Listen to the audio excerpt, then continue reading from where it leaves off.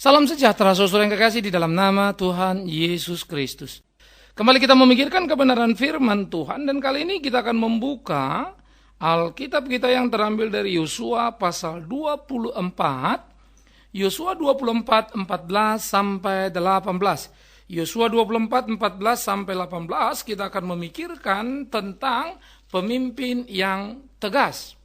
Nah, mari kita melihat bagian ini. Yosua 24, 14 sampai 18. Oleh sebab itu, takutlah akan Tuhan dan beribadahlah kepadanya dengan tulus, ikhlas, dan setia. Jauhkanlah Allah yang kepadanya nenek moyangmu telah beribadah di seberang sungai Efrat dan di Mesir. Dan beribadahlah kepada Tuhan. Tetapi jika kamu anggap tidak baik untuk beribadah kepada Tuhan, pilihlah pada hari ini kepada siapa kamu akan beribadah. Allah yang kepadanya nenek moyangmu beribadah di seberang sungai Efrat, atau Allah orang Amori yang negerinya kamu diami ini, tetapi aku dan seisi rumahku, kami akan beribadah kepada Tuhan. Lalu bangsa itu menjawab, jauhlah dari kami meninggalkan Tuhan untuk beribadah kepada Allah lain. Sebab Tuhan Allah kita, dialah yang telah menuntun kita dan nenek moyang kita dari tanah Mesir, dari rumah perbudakan, dan yang telah melakukan tanda-tanda mukjizat yang besar ini di depan mata kita sendiri. Dan yang telah melindungi kita sepanjang jalan yang kita tempuh dan di antara semua bangsa yang kita lalui. Tuhan menghalau semua bangsa dan orang Amori, penduduk negeri itu, dari depan kita. Kami pun akan beribadah kepada Tuhan, sebab dialah Allah kita. Saudaraku yang kekasih, menarik kalau kita memikirkan bagian ini di dalam konteks pemimpin yang tegas. Yosua adalah penerus daripada generasi muda. Musa tidak pernah bisa sampai ke tanah perjanjian, hanya di gunung Nebo. Kemudian Musa yang sudah mempersiapkan, mendelegasikan tugas kepada Yosua. Lalu Yosua yang membawa bangsa Israel masuk ke tanah perjanjian. Nah saudara-saudaraku, Yosua membawa orang Israel masuk ke tanah perjanjian dengan segala keunggulan, kelemahan, dan kekurangan mereka sekaligus di sana. Maka masuklah orang-orang Israel ke tanah perjanjian. Dan Yosua kemudian mengatur segala sesuatu, membagi kemudian bagi mereka tempat-tempat tinggal mereka. Nah, sesudah itu selesai, pada era terakhir daripada pemerintahan Yosua, Yosua menegaskan kepada bangsa Israel untuk bersikap di dalam hidupnya. Maka Yosua mengadakan satu pembicaraan yang sangat menarik yang menunjukkan kelasnya sebagai seorang pemimpin. Yosua mengingatkan bangsa itu betapa kelabunya masa lalu nenek moyang mereka. Betapa pelin-pelannya orang-orang Israel yang dipimpin oleh Musa. Tetapi kemudian mereka bisa berselingkuh dengan berhala. Mereka berbelok ke kiri, berbelok ke kanan semaunya. Mereka lari dari jalan Tuhan. Sehingga kemudian membuat Tuhan mereka murka. Mereka membuat patung tuangan lembu emas. Mereka melakukan pesta-pesta cara ibadah berhala. Tuhan menulahi mereka. Tuhan menghabisi mereka. Wow, itu sangat serius. Dipagut ular berapa puluh ribu orang yang mati. Ditelan bumi berapa ribu lagi yang mati. Lebih dari 50 ribu orang mati dalam sepanjang perjalanan massal. Belum lagi yang personal-personal yang dihukum oleh Tuhan. Karena itu, sikap yang pelin-pelan, di mana Tuhan memimpin, tetapi kemudian mereka mendua hati, itu seringkali membuat Musa juga menjadi marah. Jengkel dengan situasi orang-orang Israel yang kelewatan ini, yang tidak mau belajar ini. Sehingga Musa juga seringkali menjadi terjepit di antara orang Israel dan Tuhan. Mau Tuhan kemana? Israel mau kemana? Semua menjadi pembelajaran penting bagi seorang Yosua, saudaraku. Ini menjadi satu yang penting di dalam membekali dia sebagai seorang pemimpin masa depan. Menjadi sesuatu yang penting bagi seorang Yosua untuk mengerti hakikat kebenaran kepemimpinan yang tegas. Dia belajar semua dari Musa. Dia melihat juga bagaimana perilaku bangsa Israel. Maka dia mengumpulkan dan berkata, pilih kepada siapa kamu akan beribadah. Berhalakah atau Allahkah? Wow. Dengan tegas. Dengan berani. Yosua tidak peduli kalau kau mau pergi kepada berhala, pergilah. Tapi kalau mau kepada Allah, seriuslah. Mari kita mulai melihat. Kepemimpinan seperti ini memberikan warna yang tegas, bukan? Maka kepemimpinan yang tegas akan memberikan warna yang tegas kita ini putih, merah, hitam, atau abu-abu. Ini perlu supaya kita jelas. Karena orang Kristen pun perlu jelas, bukan kalau kita bicara konteks Kristen. Kita ini Kristen apa bukan Kristen, atau campuran atau apa ini? Kita ini gereja atau perusahaan nih. Kita mesti jelas dong, mau di mana kita ini standpointnya. Gereja seringkali tidak ada bedanya dengan yayasan. Gereja tidak ada bedanya dengan perusahaan. Pengelolaannya menjadi berbeda. Semaunya misalnya. Pengaturan keuangannya, posisi keuangannya, bagaimana pertanggungjawabannya. Banyak secara filosofis kita salah. Karena campur aduk, tidak jelas kita ini apa. Ya, gereja selalu takut kalau tidak punya uang. Betul, uang diperlukan untuk mengelola gereja. Tapi kalau gereja hidup karena uang, lalu di mana Tuhannya? Masa iya Tuhan tidak bisa melengkapi gereja Tuhan dengan cara Tuhan? Yang kita perlukan adalah kesetiaan, ketaatan melayani Dia, sungguh-sungguh melakukan yang terbaik, maka Dia pasti akan kirim itu. Jadi mestinya diskusi kita bukan uang melulu dong. The quality pelayanan itu sendiri mestinya. Karena itu akan mendatangkan uang yang dikirim Tuhan lewat banyak cara. Tapi kalau uang melulu yang dibicarakan, deposito dari gereja kita, aset gereja kita, apa ini kita tidak beda dengan perusahaan? Sebetulnya kita apa? Tegas. Menarik bukan? Mesti tegas dulu. Warna apa ini? Yang kedua kita juga mesti tegas. Bukan saja warna gereja misalnya atau kita mau kemana. Kalau itu partai ini partai apa? Agama apa bukan agama? Yang jelas, yang tegas. Diperlukan seorang pemimpin yang tegas. Untuk menentukan warna apa kita sebetulnya. Itu perlu. Tetapi yang kedua juga. Tiap posisi juga perlu tegas. Kalau kita bicara di dalam gereja, pengurus gereja atau majelis gereja. Ini siapa ini? Ini bos. Orang penting yang bisa mengatur orang seenaknya misalnya. Atau ini adalah pelayan-pelayan yang melayani. Tapi bukan dengan barang sisa. Dengan kemampuan berpikirnya. Dengan sikap profesionalnya. Tapi dengan hatinya yang penuh pelayanan. Kan perlu tegas. Atau kemudian dia yang dilayani. Pendeta ini siapa ini? Ini pendeta dalam pengertian pelayan yang melayani atau dia big bossnya. Atau dia pengusaha. Atau dia bahkan pemilik dari gereja. Wah ini jadi pertanyaan yang serius lagi. Mesti jelas dong, mesti tegas. Kalau gereja ya gereja. Tidak salah Anda menjadi pemilik perusahaan. Tidak salah Anda menjadi big boss di perusahaan karena is your company. Tetapi di gereja mana boleh. Big boss kita kan ya Kristus dong. Kepala gereja ya Kristus, pemilik gereja ya Kristus. Maka tidak ada satu orang pun berhak mengatakan ini gereja saya yang bangun ini. Kalau kau tidak mau, jangan berikan uangmu. Bangun gedungmu. Yang lain. Kau kasih nama apa sana terserah. Nah, tegas. Seringkali ada posisi yang tidak tegas. Siapa yang berani bicara kebenaran? Semua orang mendadak munafik. Lalu kita berdalih dengan berkata, ini pelayanan Pak, biar sajalah ini itu. Bagaimana bisa kau sebut sebuah pelayanan? Ketidakbenaran kau biarkan. Mengerikan bukan? Tapi itu fakta. Inilah kenyataan dalam hidup keagamaan yang tidak jelas. Sehingga disebut jelas-jelas tidak jelas. Tegas-tegas tidak tegas. Akhirnya kita berkolusi dengan kekacauan. Kita memang enjoy dalam pelayanan, tapi apakah Tuhan senang melihat kita? Pernahkah saudara bertanya itu? Bacalah Alkitab. Alkitab bilang apa? Jangan dengar apa kata Bigman Sirait, tapi dengar apa kata Alkitab. Aku muak, kau tidak panas tidak dingin, kau suam-suam kuku. Kau layani aku, tapi kau berkolusi dengan kebenaran.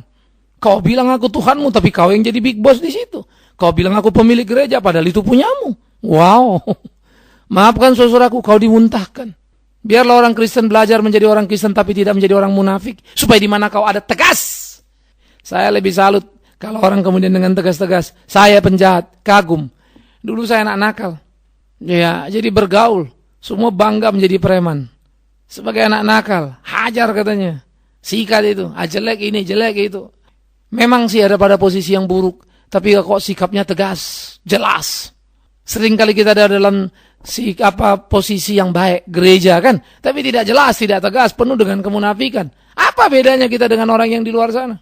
Nah, karena itu pemimpin yang tegas akan memberikan warna yang tegas, pemimpin yang tegas akan menjelaskan posisi dengan tegas. Semua di sini pelayan. Wow, hebat sekali. Maka jemaat pun sama. Kau bukan tamu yang datang dan pergi semaumu. Lalu pilih sana pilih sini, persis seperti kau nonton di 21. Mana yang kau suka? Sehingga dulu dalam TV ada namanya aneka suka siaran niaga gitu ya. Di sini bukan kau pilih ini lalu kau terhibur. Oh aku senang sini karena enjoy ininya, suasana hatiku enak. Kau mau memuliakan Tuhan, menyenangkan Tuhan atau menyenangkan dirimu? Pikirkan itu. Tegas. Wow, hebat ya. Saya pikir-pikir Alkitab dan saya suka malu dengan diri saya. Karena kadang-kadang saya pun cenderung di dalam semangat mau tegas dan tegas dan tegas. Ada waktu juga enggak. Kadang-kadang juga kompromi. Saya sesali diri saya, lalu saya mesti berdoa lagi. Tuhan, betapa lemahnya. Doa lagi. Tuhan, tolong saya. Banyak orang mengatakan, oh Pak Bigman, Kalau khotbah keras, berani bicara. Sejujur-jujurnya masih kurang, harusnya lebih lagi. Saudaraku, saya bukan orang yang khotbah keras, saya khotbah benar. Tapi memang kebenaran seringkali keras. Tapi saya masih rasa saya kurang benar. Banyak aspek saya masih perlu perbaikan diri. Dan saya berdoa untuk itu. Mau kemana gereja Tuhan? Kadang-kadang kalau saya ukur dari diri saya sendiri rasa kurang benar, masih banyak yang kurang pas gitu ya.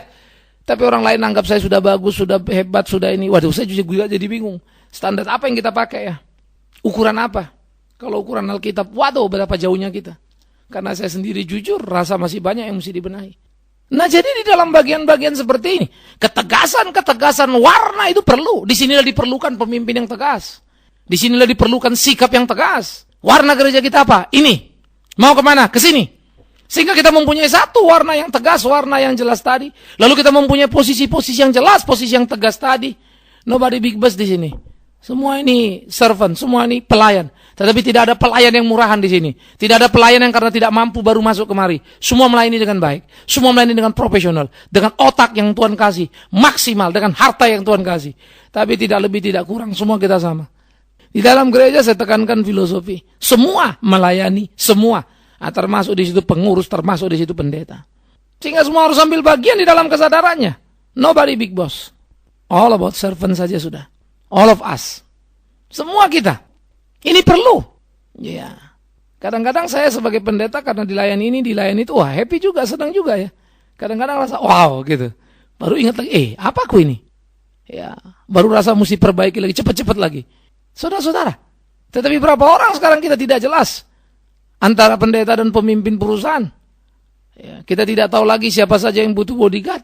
Sekarang banyak orang pakai bodyguard misalnya. Sampai nggak jelas ini yang pelihara Tuhan apa siapa sih? Yang jaga keamanannya siapa? Tuhan apa siapa? Luxury. Gaya hidup yang berlebihan. Sebetulnya kita mau apa ini? Apakah kita pendeta yang punya kebanggaan melayani? Atau punya kebanggaan karena punya tumpukan aset yang luar biasa? Tegas. Jelas. Kalau mau jadi pengusaha, jadi pengusaha. Antara wajar seorang pengusaha berusaha sekuatnya mengumpulkan uang sebanyak-banyaknya, lalu dia pakai mobil yang mewah silakan, rumah mewah silakan, dia pengusaha kok, dia berhak untuk itu. Tapi kalau kemudian kita jadi mau pendeta lalu juga mau pengusaha, jadi pertanyaan serius itu. Tegas dong mau yang mana? Nah saudara dalam hal ini perlu. Seringkali orang memang mengambil contoh Paulus juga bikin tenda, dia pengusaha, tetapi dia juga rasul yang menginjili. Salah besar. Jangan memanipulasi contoh itu. Paulus bukan pebisnis. Paulus memang bikin tenda. Setiap orang Israel punya keahlian untuk itu. Tetapi dia bikin tenda untuk membiayai pelayan lalu pergi lagi. Mana ada perusahaan sekejap-sekejap. Perusahaan itu terus-menerus. Continue. Mana ada perusahaan buka hari ini tutup lagi besok. Omong kosong itu. Jadi jangan dimanipulasi. Karena Paulus tidak ingin membebani jemaat yang didatanginya. Dia bikin tenda. Tapi nanti ada waktu, kemudian ada dana dari lain-lain dikumpulkan. Terus dia pergi. Dia tidak bikin tenda. Karena dia mutar sebentar di sini, setahun lagi sini, 2 tahun lagi sini, mutar semua jemaat itu. Baca surat-suratnya itu komplit. Jadi jangan mengambil contoh sembarangan, memanipulasinya untuk kepentingan kepuasan diri. Perlu tegas. Ya, kalau memang kau mau model seperti Paulus, lakonilah. Tapi bukan bikin tenda terus-terus ya. Jadi perusahaan bukan terus-terusan. Kau bikin lalu ada uang, pergi, kau yang pergi pelayanan. Dan kalau kau pergi pelayanan, jangan hitung-hitung yang lain lagi, kau biaya sendiri. Namanya self-support. Tapi jangan self-support justru untuk membesarkan perusahaan. Sehingga orang tahu kamu orang rohani dan seterusnya. Itu memanipulasi. Tegas. Mau jadi pengusaha, pengusaha. Mau jadi pendeta, pendeta. Tegas. Nah kepemimpinan seperti ini perlu dimulai dari diri kita saudara. Kita mesti memilih pilihan kita yang tegas. Mau kemana kita? Tidak ada yang salah dengan politisi. Tuhan pakai. Luar biasa. Saya mendukung beberapa rekan. Ya. Ada teman dekat saya di DPD. Saya dukung dia. Maju. Ya. Itu saya. Tetapi pertanyaan yang serius adalah lain lagi. Pertanyaan yang serius adalah waktu saya dukung dia. Apakah saya juga berpolitik? Saya berpolitik tapi tidak jadi pemain politik. Berpolitik artinya menentukan sikap politik saya. Tapi saya tidak jadi politisi. Banyak tawaran diberikan tetapi saya tidak. Kenapa? Tegas. Saya pendeta. Ini jalur saya. Cara saya berjuang ya tentu dengan cara seorang pendeta. Ya membina jemaat supaya pintar berpolitik sehingga mereka menjadi bagian dari kehidupan politik bangsa. Mensupport kawan-kawan yang punya integritas yang bagus sehingga mereka boleh menjadi berkat di dalam politik yang mereka jalani, yang mereka lakoni. Nah ini perlu. Maka saya akan memainkan peran itu. maka saya akan ada di situ. Nah, jadi saudaraku yang kekasih, di dalam bagian-bagian seperti ini, menjadi perlu untuk kita berpikir melakukan apa yang harus kita lakukan dalam kehidupan kita. Jangan kita menjadi salah. Nah, ini yang harus dicermati. Jadi beginilah kita menciptakan satu ketegasan, di mana ketegasan itu menjadi motor yang kuat, sehingga di dalamnya nama Tuhan sungguh dipermuliakan. Sehingga kita betul-betul bisa melakukan nilai-nilai yang penting. Sehingga kita betul-betul bisa memainkan peran yang strategis dalam kehidupan kita. Ini perlu. Ini penting. Sehingga di dalam bagian-bagian seperti ini, orang Kristen harus tepat memainkan perannya. Menjalankan hari-harinya. Sehingga pertandingan, perjuangan yang harus kita jalani, menjadi sebuah pertandingan, perjuangan yang serius dalam kehidupan kita. Nah, ini kita camkan. Ini kita pikirkan. Jadi, tegas itu penting bukan? Karena akan dia memberikan warna yang tegas, posisi tiap orang yang tegas. Dan yang ketiga memang harus adalah tujuan yang tegas tadi yang sudah sempat kita juga singgung sedikit. Mau kemana kita? Kalau warna kita A, tujuan kita A, jangan melenceng dong. Bahwa kemudian ada kesulitan, ada benturan, ya kita hadapi dong. Jangan cengeng dong. Jangan kompromistis, jangan bunglon. Ya. Maka kalau kita melihat kehidupan gereja, sebetulnya seringkali gereja sudah jadi bunglon. Mirip dengan dunia. Bagaimana dunia menyanyi, bagaimana dunia melakukan ini itu, kita juga begitu, cuma beda teksnya aja. Di dunia sana bicara tentang diri, kekuatanku, sini bicara judulnya Yesus Tuhanku, ya sudah. Tetapi sebetulnya spirit yang berlaku sama, semua mau sama-sama cari kenikmatan, kesenangan dari semuanya. Bukan lagi mau menyenangkan Tuhan. Padahal tujuan gereja secara umum adalah menyenangkan Tuhan, bukan menyenangkan saya. Saya ke gereja untuk menyenangkan Tuhan, bukan supaya saya disenangkan. Karena itu doa kita, sikap kita harusnya jelas dong. Harusnya, yes. Tetapi faktanya, no. Nah, ini kesedihan-kesedihan yang tidak boleh terjadi di dalam gereja. Sehingga pemimpin yang tegas seperti Yosua dengan segera menantang seluruh orang Israel. Kau pilih, berhala atau Allah. Wow, hebat sekali. Yosua seakan mau mengatakan, kau pikir kau siapa? Kau tidak boleh menomorduakan Tuhan. Maka dengan tegas dia berkata, aku dan seisi rumahku, kami akan beribadah pada Allah. Tidak peduli dengan kalian. Wih, saya kagum loh. Ya, tegas sekali dia mengatakan itu. Kenapa dia berani begitu? Karena memang dia hidup dan keluarganya untuk Allah. Dia hidup melayani Allah. Tidak ada yang tersembunyi pada dia. Tidak ada orang yang bisa menuding dia dan berkata, Pak Yosua ngomong saja, nyatanya Bapak juga hidup gini gono, ngambil untung sendiri. Nggak bisa. Dia bersih. Maka untuk sebuah ketegasan perlu sikap hidup yang benar. Tidak ada cacat yang bisa ditusuk-tusuk orang di sana, dibolong-bolongin orang ya. Perilaku yang sejalan. Itu memberikan keberanian kepada kita untuk bersikap tegas. Dan Yosua sudah melakukannya dengan jeli, dengan hebat. Maka kita harus menentukan sikap hidup kita yang jelas, yang tegas. Mau kemana kita, mau apa kita. Dan apa warna kita. Sehingga dengan demikian saudara kekasih, maka makin hari hidup kita sebagai gereja, hidup akan menjadi sangat berbeda. Karena memang itu tuntutan Alkitab. Jangan serupa dengan dunia ini. Tetapi ironis pergumulan kita sekarang gereja makin mirip dengan dunia. Yang beda cuma kata-katanya. Di gereja Yesus disebut, di dunia tidak. Tapi tujuannya, caranya sama saja. Ya, kita memuaskan emosi kita. Jingkrak sana, jingkrak sini misalnya. Ya begitu juga. Ya, di luar pun begitu. Tapi kita ganti nama. Yang seneng kita. Jujur saja tanya dirilah. Jangan tanya orang lain. Jangan tanya saya. Tanya dirimu. Kalau kau ke gereja mau cari apa? Kalau kau tentukan sebuah pilihan apa? Ini aku suka, ini aku cocok. Kan begitu kan? Tapi kalau firman itu rasanya tidak enak buat kuping kita. Tapi benar sih. Kita tahu itu benar. Tapi kita nggak cocok. Mana kita mau di situ? Kita jujur sajalah. Maka belajarlah. Menyukai apa yang Tuhan suka. Sekalipun kita tidak suka. Belajarlah untuk melakukan apa yang Tuhan lakukan. Sekalipun kita resah ada di sana. Lama-lama kita akan mengerti kebenaran dan mencintai kebenaran. Pasti kita akan bisa melakukan. Dan Anda akan berkata, apa yang saya ucapkan memang tepat. Seharusnya lah kita berani. Sejak dululah seperti itu. Kalau memang mau dengan kebenaran. Tetapi, kalau kau mau tetap dalam kemunafikan, tetaplah disitulah. Maka nikmatilah kehancuranmu. Tapi kalau kamu sungguh-sungguh benar, Tuhan tidak suka suam-suam kuku. Mau panas-panas, mau dingin-dingin. Mau jahat-jahat sekalian. Supaya mulus jalanmu ke neraka. Tapi kalau kamu ikut Kristus, mau baik benar-benar, hidup yang benar. Jangan setengah-setengah, Tuhan tidak suka. Ya, daripada setengah-tengah saya bilang mendingan jahat sekalian. Lakukan apa yang kau mau lakukan. Jelas jalanmu ke neraka. Tapi kalau kau mau ke surga bersama dengan dia, kau tidak bisa separuh kaki kiri, separuh kaki kanan di tempat lain lagi. Nggak bisa. Tegas. Nah, biarlah semua kita boleh jadi pemimpin yang tegas, memberikan warna yang tegas, tujuan yang tegas, dan posisi yang tegas, sehingga semua orang yang kita pimpin tegas tahu kita mau kemana. Kiranya keberanian itu ada pada kita. Dan biar kita mengingat apa yang dikatakan Yosua, aku dan seisi rumahku, kami akan beribadah kepada Allah, bukan ilah-ilah, bukan berhala-hala, bukan hanya Allah, bukan harta, bukan kedudukan, bukan popularitas, bukan nama, bukan kepuasan diri, hanya Allah. Amin. Mari kita berdoa. Tuhan, kami bersyukur untuk kebenaran-Mu yang ajaib. Jujur batin kami seringkali bergolak karena kami tidak suka dengan kenyataan yang ada. Hati kami resah. Kebenaran seringkali menggelisahkan. Tetapi sadarlah kami. Memang itulah kebenaran karena memang kami tidak benar. Itu sebab kami gelisah. Kami seringkali coba mau lari. Tapi sadarlah kami. Betapa bodohnya kami. Karena seharusnya kami berdiam di kebenaran bersama dengan Engkau sang benar. Karena itu ajari kami.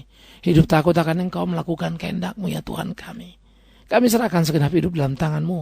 Tuntun pimpin dalam cinta kasih-Mu. Di dalam nama Yesus Kristus. Allah yang suci, yang berarti satu. Tepat arah, tak melenceng. Tegas, jelas. Di dalam nama-Mu lah. Ya Tuhan, kami berdoa. Amin.